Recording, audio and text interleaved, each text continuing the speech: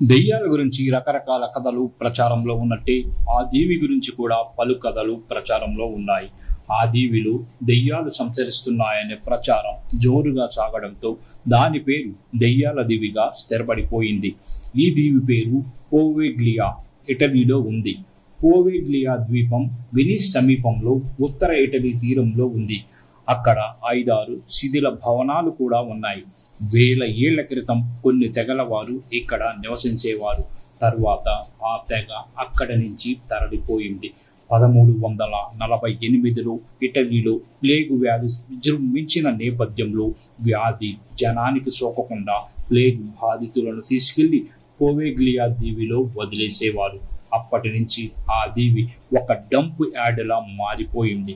వ్యాధి బారిన పడి కొందరు అక్కడే చనిపోయారు. బతికిన కొద్ది మంది కూడా అక్కడి నుంచి తప్పించుకురాలేక అక్కడే కన్నుమూశారు.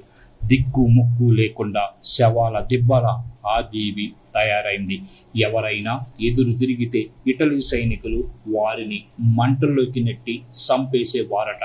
1645లో వెనిస్ ప్రభుత్వం ఇక్కడ 5 అష్టభుజి కోటలను నిర్మించింది. అక్కడ సిబ్బంది నియమించి తీర ప్రాంతాల్లోకి ఎవరూ రాకుండా కట్టడి చేసే ప్రయత్నాలు చేసింది. కొంతకాలం సరుకు రవాణా కేంద్రంగా వినియోగించింది. 1793లో మరల ప్లేగు వ్యాధి రావడంతో ఇదొక క్వారంటైన్ కేంద్రంగా మారింది. అప్పుడు కూడా వేలల్లో బాధితులు మరణించారు.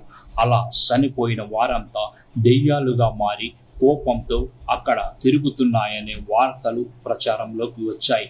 అది నిజమనుకునేలా కొందరు వ్యక్తులు అనుమానాస్పద స్థితిలో అక్కడ మరణించారు.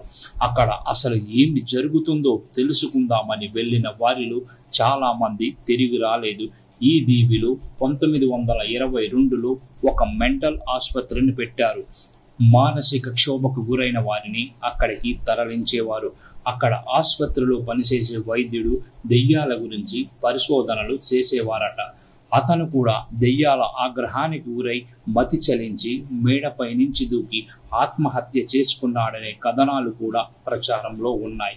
1968 వరకు ఆసుపత్రి పనిచేసింది. ఆ తర్వాత మూతపడింది. దెయ్యాల ఉనికి నిజమా లేక ఉత్తుత్తి ప్రచారమా అనుకునే రోజుల్లో ఒక అమెరికన్ టీవీ రిపోర్టర్ ఈ దీవికి వెళ్ళి ఒక కార్యక్రమం చేశారు. అక్కడ దెయ్యాలు ఉన్నట్టు నిర్ధారించారు. గోస్ట్ అడ్వెంచర్స్ టీం కూడా ఇక్కడికి వెళ్ళి పరిశోధన చేసింది. ఎక్కడ పడితే అస్థి పంజరాలు అక్కడ నిప్పుల్లో కాలిపోయిన వారి బూడిద ఆ మట్టిలో కలిసిపోయాయట.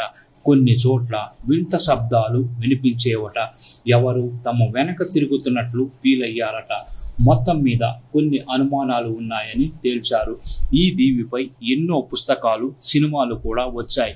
ఆ మధ్య ఈ దీవిని అమ్ముతామని ఇటలీ ప్రకటించింది. కొనడానికి కొందరు ముందుకొచ్చారు, కానీ డీల్ ఓకే కాలేదు. తరువాత ఒక ఇటాలియన్ వ్యాపారవేత్త లూయిగి బ్రుగ్నారో ఈ దీవిని దాదాపు 4,30,00,000కు పైగా మొత్తానికి తీసుకున్నట్లు వార్తలు వచ్చాయి. కానీ అక్కడ ఏమీ నిర్మించలేదు. ప్రస్తుతం ఇటలీలో అత్యంత హాంటెడ్ ప్రదేశాలలో ఇది ఒకటిగా మారింది.